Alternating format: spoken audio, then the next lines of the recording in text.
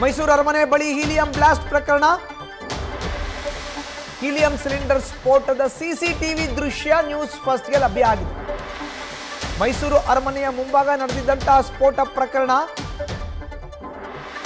Helium cylinder ಸ್ಫೋಟಗೊಂಡ ಭಯಾನಕ ದೃಶ್ಯದ CCTV ಈಗ ಲಭ್ಯ ಆಗಿದೆ.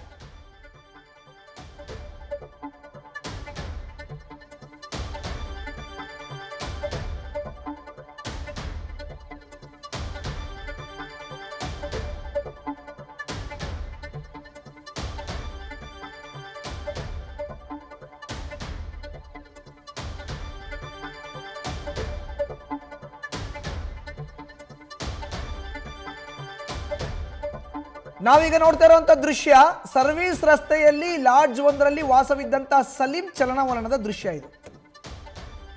ಸ್ಫೋಟದ ಸಿಸಿಟಿವಿ ದೃಶ್ಯ ಕೂಡ ನ್ಯೂಸ್ ಫಸ್ಟ್ಗೆ ಲಭ್ಯ ಆಗಿದೆ. ನೋಡಿ, ಈತನೇ ಸಲೀಂ ಓಡಾಡ್ತಾ ಇದ್ದಾನಲ್ಲ, ಸರ್ವಿಸ್ ರಸ್ತೆಯಲ್ಲಿ ಈತ ಓಡಾಡ್ತಾ ಇದ್ದಾನೆ. ಸರ್ವಿಸ್ ರಸ್ತೆಯ ಲಾಡ್ಜ್ ಒಂದರಲ್ಲಿ ಈತ ಓಡಾಡ್ತಾ ಇರೋ ಅಂತ ಸಿಸಿಟಿವಿಯ ದೃಶ್ಯ ಈಗ ನ್ಯೂಸ್ ಫಸ್ಟ್ಗೆ ಲಭ್ಯ ಆಗಿದೆ.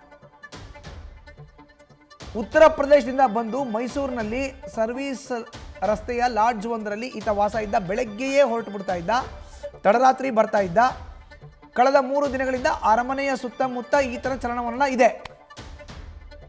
ಬಟ್ ನಿನ್ನೆ ರಾತ್ರಿ 8:30 ಸುಮಾರಿಗೆ ಮೈಸೂರಿನ ಅರಮನೆಯ ಮುಂಭಾಗದಲ್ಲಿ ಹೀಲಿಯಂ ಸಿಲಿಂಡರ್ ಸ್ಫೋಟಗೊಂಡಂತ ಪ್ರಕರಣದಲ್ಲಿ ಸಲೀಂ ಮೃತಪಟ್ಟಿದ್ದಾನೆ. ನೋಡಿ, ಈತನೇ ಸಲೀಂ. ರಸ್ತೆಯನ್ನು ಕ್ರಾಸ್ ಮಾಡ್ತೀಯನಲ್ಲ, ಅಂದರೆ ನಡ್ಕೊಂಡು ಬರ್ತಾ ಇದ್ದಾನಲ್ಲ ಅವನು.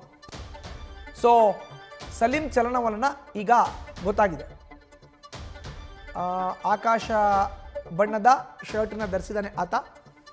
ಸರ್ವಿಸ್ ರಸ್ತೆಯ ಲಾಡ್ಜ್ ಒಂದರಲ್ಲಿ ಅವನು ವಾಸ ಇದ್ದ.